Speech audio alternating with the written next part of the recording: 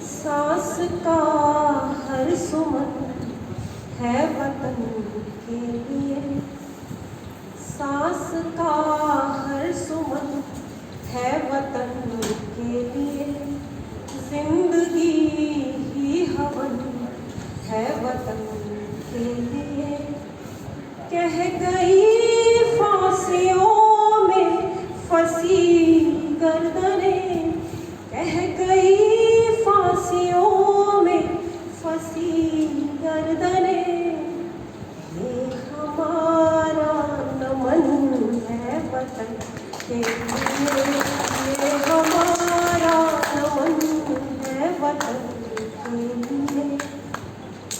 भारत की शान तिरंगे को नमन, उन कवि शिरोमणि को नमन जिनकी कविता मैं आज इस मंच से प्रस्तुत करूंगी। यहाँ इस सभा में उपस्थित सभी प्रबुद्ध जनों को सादर अभिवादन और बाल वृंद को शुभाशीष। आज़ादी के अमृत महोत्सव की सभी को बहुत बहुत शुभकामनाएं।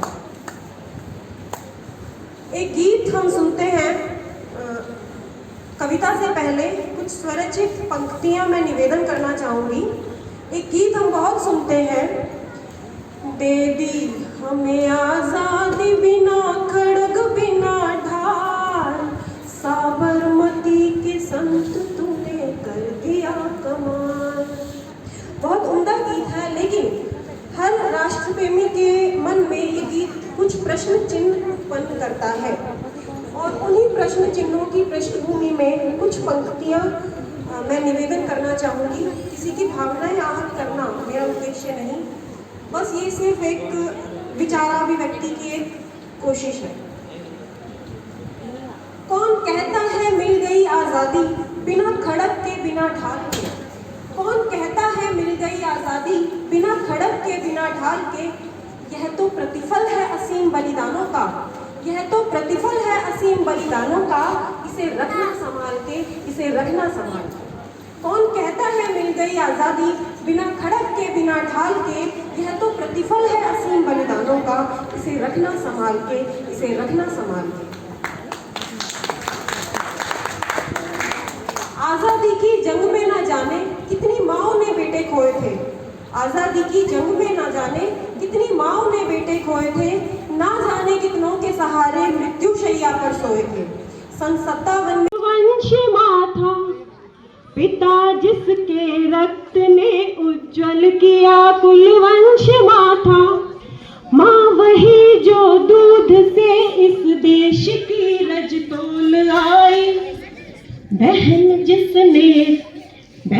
जिसने सावनों में भर लिया पतझड़ स्वयं ही, हाथ ना उलझे कलाई से जो राखी खोल लाई, बेटियां जो लोरियों में भी प्रभाती सुन रही थी, बेटियां जो लोरियों में भी प्रभाती सुन रही थी, पिता तुम पर गर्व है चुपचाप जाकर बोल आई, प्रिया जिसकी चूड़ियों में सितारे से टूटते थे, प्रिया जिसकी चूड़ियों में सितारे से टूटते थे, मांग का सिंदूर देकर जो उजाले मोल लाई, है नमन उस देहरी को जहाँ तुम खेले कन्हैया, है नमन उस देहरी को जहाँ तुम खेले कन्हैया, घर तुम्हारे परम तप की राजधानी हो गए हैं, है नमन उनको कि जो इस देह को अमरत्व देकर इस जगत में शौर्य की जीवित कहानी हो गए, है नमन उनको। हमारे पड़ोसी की भूमि में एक गीत है जो कि अक्सर सुनते हैं, दे दी हमें आजादी बिना खड़ग बिना ढाल। इस गीत को जब भी हम सुनते हैं एक प्रश्न आता है और उन्हीं प्रश्नों के जवाब में इस कविता का जन्म हुआ है।